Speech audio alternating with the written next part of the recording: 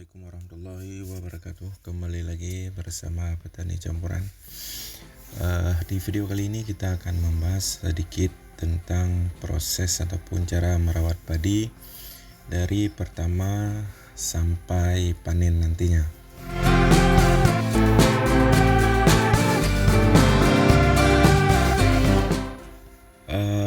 Adapun tahap yang pertama yaitu membuat tempat semai benih padi sesuai dengan kebutuhan lahan. Ini tergantung dengan luas lahan sahabat tani semuanya. Selanjutnya, sebelum tabur benih, lebih baik meracuni keong terlebih dahulu di tempat semai benih. Kemudian taburlah benih pada tempat semai supaya tumbuh maksimal. Hendaknya menabur benih jangan terlalu rapat, biar proses anakannya itu nanti lebih maksimal. Kemudian benih padi ditabur tentunya setelah dikeringkan terlebih dahulu tempat semai benih padi, supaya akarnya langsung mengenai lahan. Saat benih padi sudah mulai tumbuh, maka alirkan air sampai penuh supaya tempat semai benih padi tetap lembek dan memudahkan saat pindah tanam. Ini manfaatnya ketika dicabut padinya itu nanti lebih mudah dikarenakan lahannya itu tidak kering. Tahap selanjutnya yaitu pasca tumbuh benih sekitar 7 sampai dengan 10 hari harus dilakukan pemupukan dengan dosis pupuk urea dan poska sesuai dengan kebutuhan, serta penyemprotan jika daun padi terkena hama. Kemudian umur benih padi 15 sampai dengan 20 sudah bisa pindah tanam ke lahan sawah dengan cara tanam jajar lego 21 ataupun terserah sahabat tani semuanya dengan jarak tanam sesuai dengan selera, namun disarankan jangan terlalu rapat. Kemudian setelah pindah tanam, hal yang harus dilakukan adalah menabur pupuk tahap pertama pada usia 7 sampai dengan 15 HST serta penyemprotan terhadap hama padi. Ini untuk mencegah hama supaya tidak berkembang. Selanjutnya, pupuk yang dipakai yaitu urea, poska, SP36 atau TSP. Boleh dimix dengan herbisida yang berbentuk butiran seperti serendi ataupun tigol dan lain sebagainya.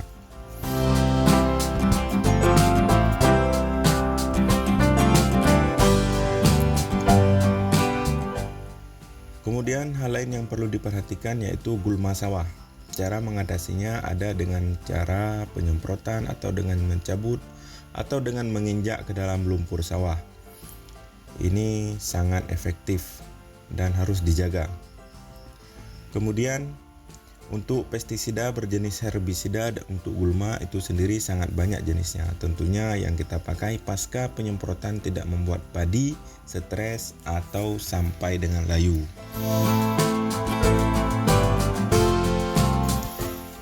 Kemudian untuk pemupukan tahap kedua biasanya dilakukan pada umur 30 sampai dengan 35 HST.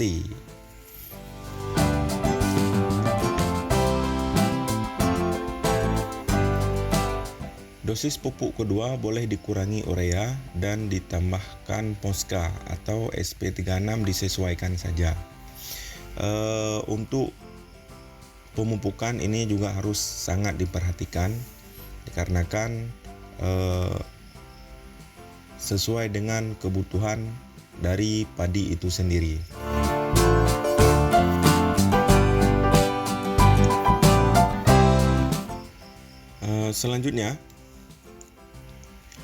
Selanjutnya, jangan lupa memantau pertumbuhan padi dari serangan hama, ulat gulung, ataupun hama-hama yang lain. Karena akan terjadi serangan hama ketika masa vegetatif dan generatif. Untuk penyemprotan anakan super boleh disemprot pada usia 7 sampai dengan 15 HST. Jika pemupukan pertama pada 7 HST, maka 15 HST boleh dilakukan penyemprotan untuk anakan. Kemudian untuk penyemprotan padi harus ada pestisida berjenis fungisida dan insektisida. Untuk produk Bayer atau boleh dipakai Antrakol, Amition, dan Viago untuk tahap pertama. Selanjutnya, perawatan selanjutnya yang harus dilakukan oleh petani yaitu melakukan penyemprotan boleh dengan drone atau dengan tangki seperti biasa. Kalau menggunakan drone mungkin lebih hemat waktu, lebih hemat tenaga. Jadi untuk penyemprotan tahap pertama untuk anakan itu boleh dilakukan pada hari 7 ataupun hari ke-15. Kemudian 15 hari selanjutnya itu dilakukan penyemprotan untuk tahap kedua. Namun jika obat ataupun pestisida yang digunakan hanya berselang 7 hari, maka jangan dibiarkan sampai 15 hari, akan tetapi cukup dengan 7 hari kemudian dilakukan untuk penyemprotan yang kedua.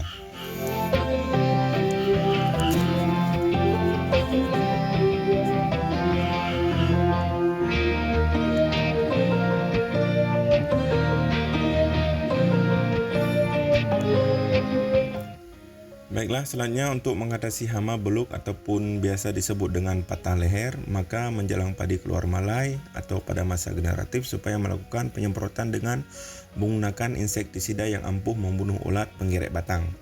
Ini boleh sahabat tani tanya saat ketika membeli obat tersebut, mana yang lebih cocok ataupun yang biasa dipakai oleh sahabat tani yang lainnya.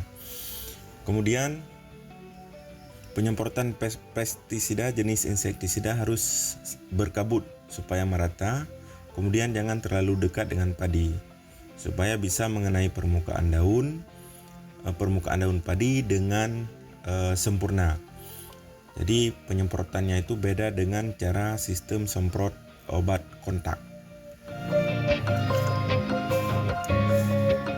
Selanjutnya, pada masa generatif atau menjelang keluar malai dan pasca keluar malai harus sesering mungkin kita cek padi karena akan banyak hama yang akan menyerang.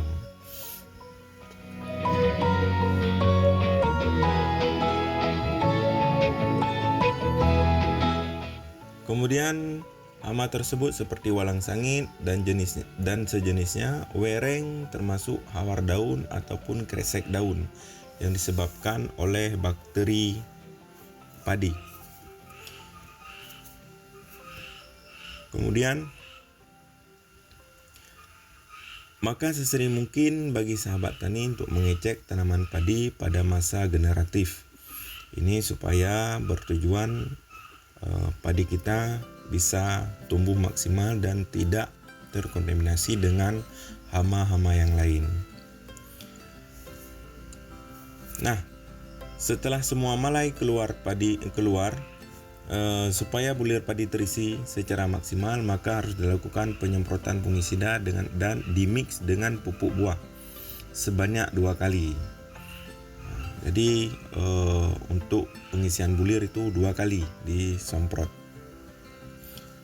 yaitu penyemprotan pertama saat malai padi mulai merunduk dan penyemprotan kedua saat bulir padi mulai menguning sedikit. Biasanya itu di ujung malai itu sudah mulai menguning. Nah, disitulah kita lakukan spray ataupun penyemprotan kedua untuk pengisian bulir. Selanjutnya,